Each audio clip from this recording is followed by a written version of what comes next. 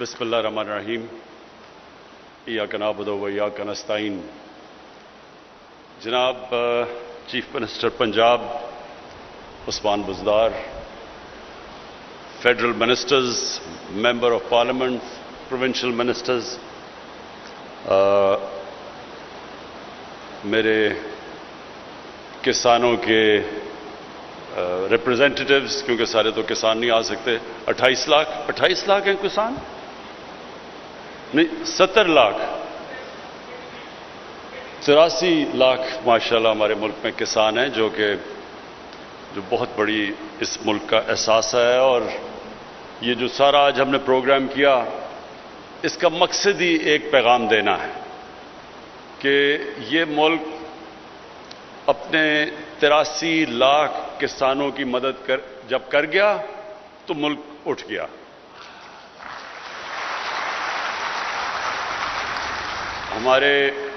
ہمارے جو کسان ہیں محنت کش لوگ ہیں. بالکل اس نے جمشید چیمہ نے صحیح بات کی کہ ایک مہم چلی ہوئی تھی کہ بڑے جاگیردار، اور جاگیرداروں نے ملک تباہ کر دیا. اور اس سے لوگوں کو، جو شہر میں رہتے ہیں لوگ، وہ تو فرق ہی نہیں کر سکتے جاگیردار اور کسان میں. 26,000 سارے ملک میں وہ لوگ ہیں جن کی زمین 125 ایکڑ سے زیادہ ہے. 26,000. تو جب لوگ کہتے تھے کہ جی جاگیردار ٹیکس نہیں دیتے، انہوں نے یہ کیا اور وہ کیا اور لوگوں پہ ظلم کیا، تو وہ یہ نہیں ریئلائز کرتے کہ وہ تو 26,000 سے بھی کم ہے. اصل اس ملک کی جو جان ہے وہ اس ملک کے کسان ہیں. اور مجھے بڑی خوشی ہوئی، مجھے آج 2 بڑی چیزوں سے خوشی ہوئی. ایک تو یہ خوشی ہوئی کہ تحریک انصاف کے دور میں سب سے بہترین ہم نے اپنے جو محنت کش کسان ہیں، جو سب سے زیادہ محنت کرتے ہیں، ان کی کسانوں کے پاس اضافی 1100 ارب روپیہ مزید گیا. 1100 ارب روپیہ. اور یہ اس لیے گیا کہ سب سے پہلے جو کسان گنا اگاتے ہیں، ہم نے دیکھا کہ وہ بیچارے، جو ہم دیکھتے آئے کہ کیونکہ طاقتور اس ملک میں شوگر مل والے ہیں، تو کیونکہ ہمارے ملک میں قانون کی بالادستی نہیں رہی، طاقت کی بالادستی رہی ہے، طاقت کی حکمرانی رہی ہے، قانون کی حکمرانی نہیں رہی. اس لیے کیونکہ طاقتور شوگر ملز والے تھے، تو بیچارہ کسان جاتا تھا، ٹرالیز اس کی کھڑی ہیں، قیمت اس کو نہیں ملتی تھی، جو ریٹ دی گئی تھی اس ریٹ سے اسے کم پیسے ملتے تھے، کٹوتی ہوتی تھی. اور جو محنت کرتا تھا اس کو اس کا محنت کا پھل نہیں ملتا تھا، اور جو کہ طاقتور تھا وہ بڑے بڑے نفع کما رہا تھا. تو مجھے خوشی یہ ہوئی کہ ہم نے قانون پاس کیا کہ کس دن شوگر ملز کرشنگ شروع کریں گی. اگر وہ نہیں کریں گی ان کو فائن کیا جائے گا. پھر جو قیمت پوری دلوائی، کسانوں کو پوری قیمت دلوائی. کین کمشنرز کو کہا کہ کسانوں کو پوری جو سپورٹ پرائس ہے وہ ملے. تو اللہ کا کرم ہے کہ یہ جو 1100 ارب روپیہ مزید گیا کسانوں کے پاس، اس کی بہت بڑی وجہ یہ تھی کہ گندم کی قیمت ملی کسانوں کو، گنے کی قیمت ملی، مکئی کی قیمت ملی. اور انشاءاللہ جو ہمارا آگے ویژن یہ ہے کہ کسانوں کی جو ان کی انکم ہے، جو ان کی کمائی ہے، وہ ہم دگنی کریں. جو بھی کمائی مل رہی ہے اس سے دگنی کریں. کیونکہ اس سے کیا ہوگا؟ فائدہ پاکستان کو ہوگا. سب سے بڑا فائدہ جب کسان کمائے گا، وہ اپنی زمین پہ لگائے گا، زمین کی پیداوار بڑھے گی، ملک کو فائدہ ہوگا، غربت کم ہوگی ملک میں. اور جتنی کسان پیداوار کرتا رہے گا، کھانے پینے کی چیزوں کی قیمتیں نیچے آ جائیں گی.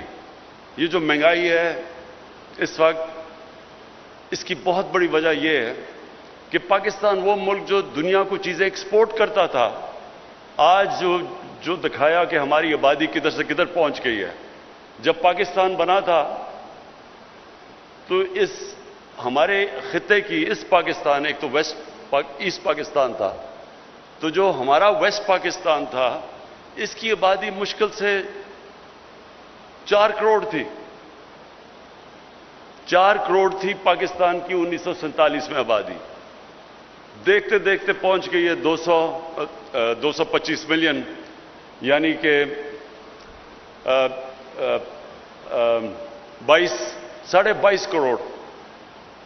4 کروڑ سے 22.5 کروڑ پہ جب آبادی جائے گی تو پیداوار بھی اسی طرح ہمیں اتنی پیداوار زمین سے نکالنی پڑے گی۔ تو اس کا کیا نتیجہ ہوا کہ ہم نے ریکارڈ، ہماری گندم کی ریکارڈ پیداوار ہوئی، اس کے باوجود 40 لاکھ ٹن ہم امپورٹ کر رہے ہیں۔ 40 لاکھ ٹن ہم، اور یہ جو بھی بتایا گیا کہ جو ہمارا جو ایڈیبل آئل ہے، جو تیل ہے کھانے بنانے کے لیے، وہ جیسے جیسے باہر اس کی قیمتیں دگنی ہو گئی اتنا ہی ہمارے اوپر بوجھ پڑ گیا، ہمیں بھی قیمتیں بڑھانی پڑی۔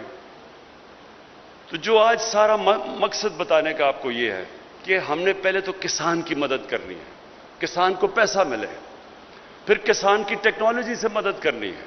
اور جو دوسری آج مجھے خوشی ہوئی کہ بہاولپور کی جو اسلامیہ یونیورسٹی، اس کے ابھی جو میں نے ریوارڈ دیے ہیں وائس چانسلر کو اور پروفیسر کو، اور وہ جو پی ایچ ڈی نوجوان علی جو چائنا سے پی ایچ ڈی کر کے آیا، یہ ہے پاکستان کا مستقبل کا راستہ۔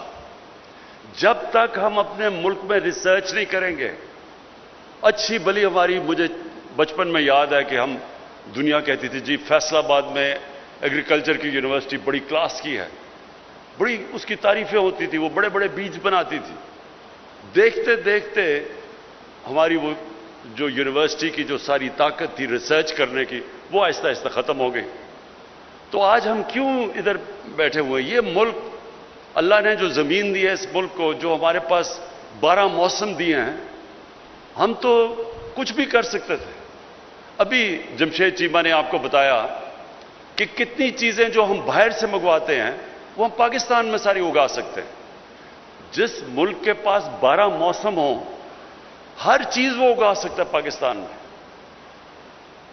لیکن اس کے اوپر ریسرچ ہو، زوننگ کی جاتی، بتایا جاتا کہ کس جگہ پہ کیا چیز اگر اگائیں تو اس کا زیادہ فائدہ ہے۔ جس طرح میں کہتا ہوں ابھی تک ہماری جو پریکٹس، وہ جو موہنجو دارو میں 5000 سال پہلے جو چیزیں کرتے تھے، وہ بھی زیادہ تر آج طریقہ بھی پانی دینے کا وہی ہے جو کہ 5000 سال پہلے تھا۔ اب پانی کم ہو گیا ہے، نئے طریقے ہیں پانی کے۔ وہ ایسے ایسے ملک ہیں جنہوں نے جنگلوں کو ریگستان کو آباد کر دیا ہے، کیونکہ ٹیکنیکس نکل رہی ہیں کہ تھوڑے سے پانی سے آپ کتنا فرق کر دیتے ہیں۔ اور آج مجھے بڑی خوشی ہوئی کہ وہ ہمارے پروفیسر اطہر جی، پروفیسر اقبال اور وہ نوجوان پی ایچ ڈی علی، ان دونوں نے بڑی اچھی چیزیں بتائی کہ کیسے صرف سائنس کا استعمال کرتے ہوئے، ریسرچ کرتے ہوئے، ہم کیسے زیادہ اپنی وہ جو کاٹن ہے، جو کپاس ہے، اس سے ہم کیسے کیڑوں سے بھی بچا سکتے ہیں، کیڑوں کو مارنے والی دوائیاں بھی نہیں لگانی پڑتی، اس کی پروڈکشن بھی زیادہ ہو جاتی ہے، ایک جگہ کے اوپر زیادہ پودے اگا سکتے ہیں۔ یہ صرف ریسرچ سے ہے۔ اس طرح دنیا آگے بڑھی ہے، دنیا ریسرچ کر کے آگے بڑھی ہے۔ آج سے 50-60 سال پہلے جب یہ سائنٹسٹ دیکھتے تھے کہ جی آگے تو جو اتنی آبادی بڑھ رہی ہے تو آگے تو اناج کی کمی ہوگی، لوگ بھوکے مر جائیں گے، لیکن لوگ بھوکے نہیں مرے۔ اس لیے نہیں مرے کہ سائنس آگے نکل گئی، سائنس نے نئے نئے طریقے نکال لیے، سائنس نے پیداوار بڑھا دی، سائنس نے وہ چیزیں، ہر چیز کا توڑ نکالنا شروع ہو گیا۔ اگر کوئی کیڑے ایسے آتے تھے جو متاثر کرتے تھے، انہوں نے اس کا توڑ نکال لیا، لیکن وہ اس لیے کہ وہ کام ہو رہا تھا اس کے اوپر۔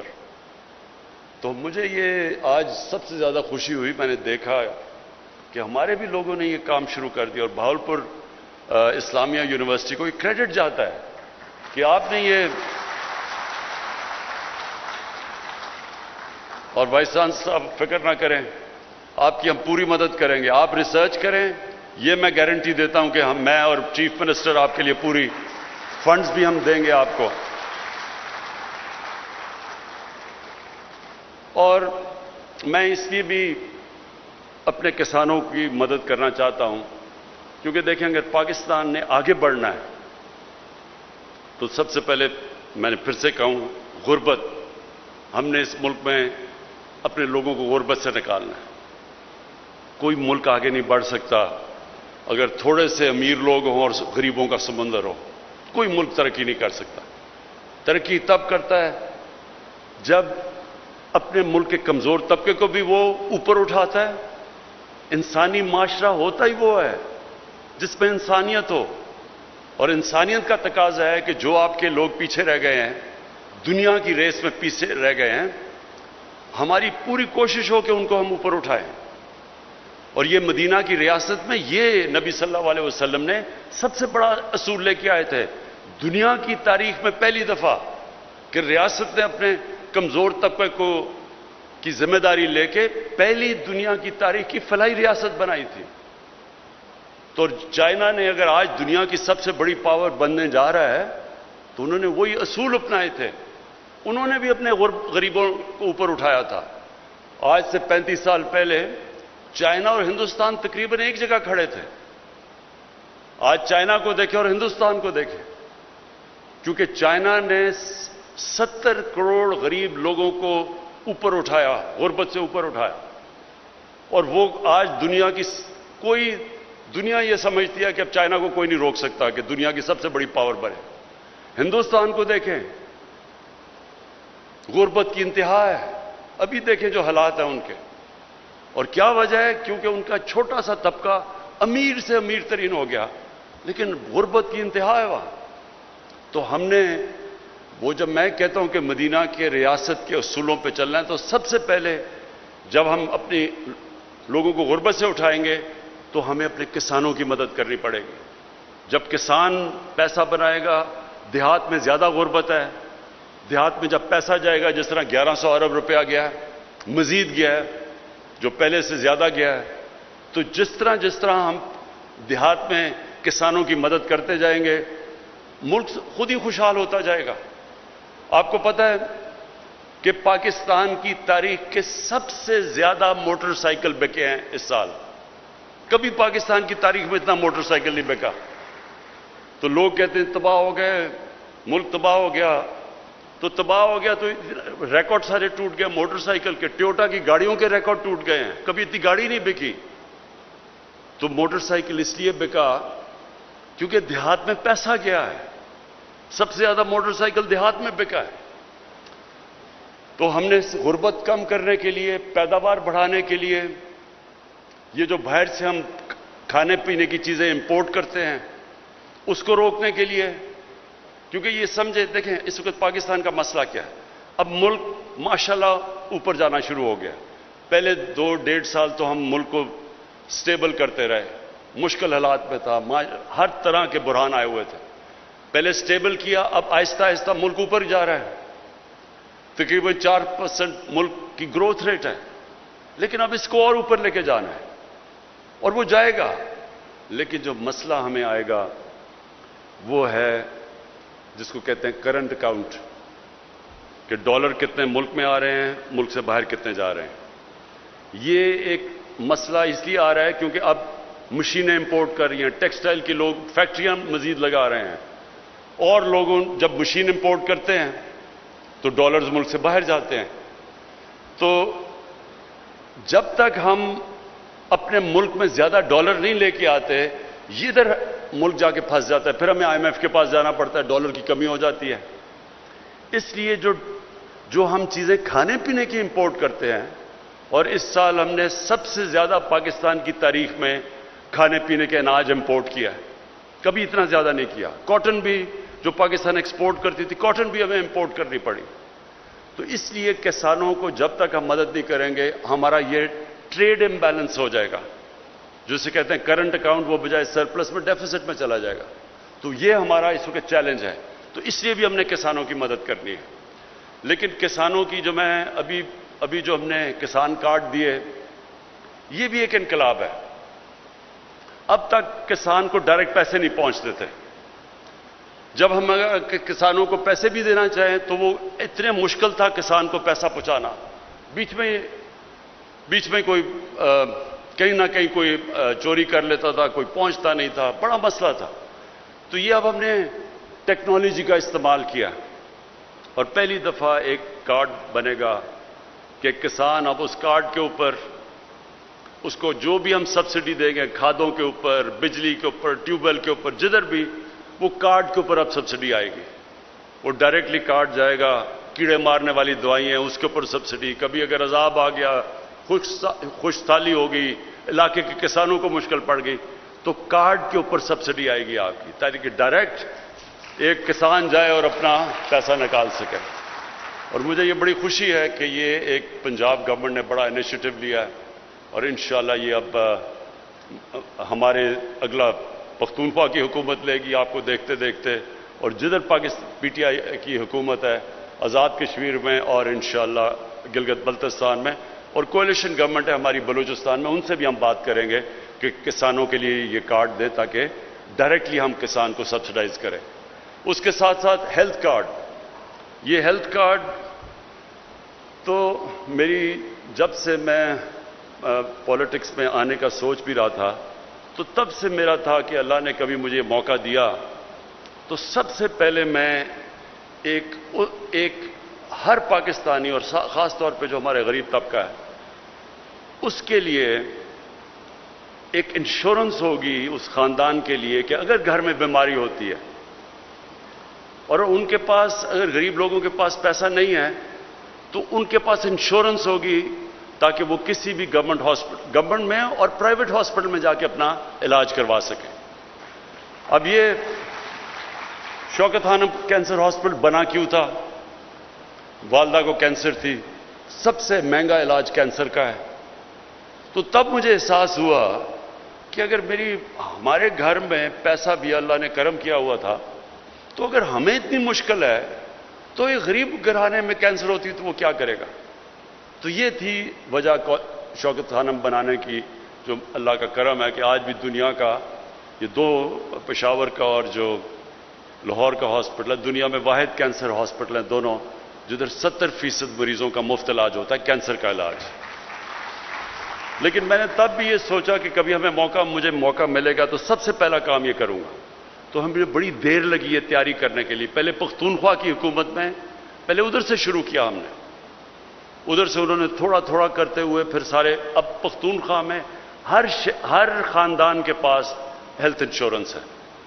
یہ امیر ترین ملکوں میں نہیں ہے، یہ آپ حیران ہو جائیں گے، یونیورسل ہیلتھ انشورنس امیر ملکوں میں بھی نہیں ہے۔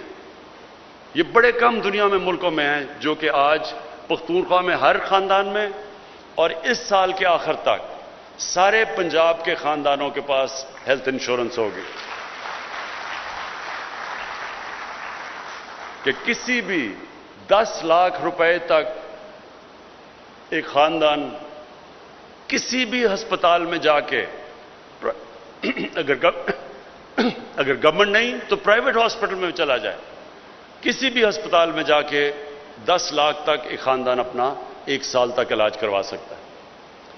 میں اس لیے کہہ رہا ہوں کہ یہ جو لوگوں کے گھر میں کبھی بھی مشکل آئی ہو، بیماری ہو، ساری ریسرچ ایک چیز ثابت کرتی ہے کہ ایک خاندان میں جو غربت کی لکیر سے اوپر ہو،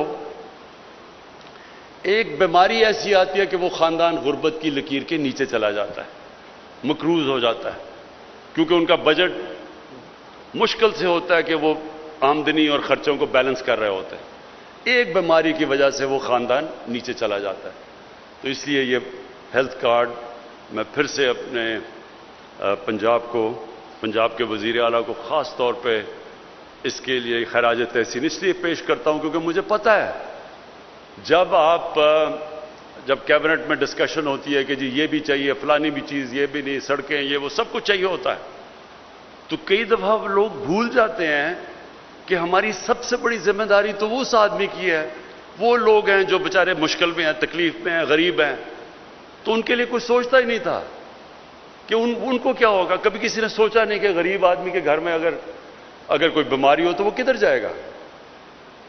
اور یہ جو اس کے کسان کارڈ اور جو آپ کا ہیلتھ کارڈ ہے، یہ آپ نے سب سے بڑے کام کیے ہیں، اور انشاءاللہ یہ جب ہمارے ملک کی تاریخ لکھی جائے گی تو یہ ایک ٹرننگ پوائنٹ ہوگا ہماری تاریخ کا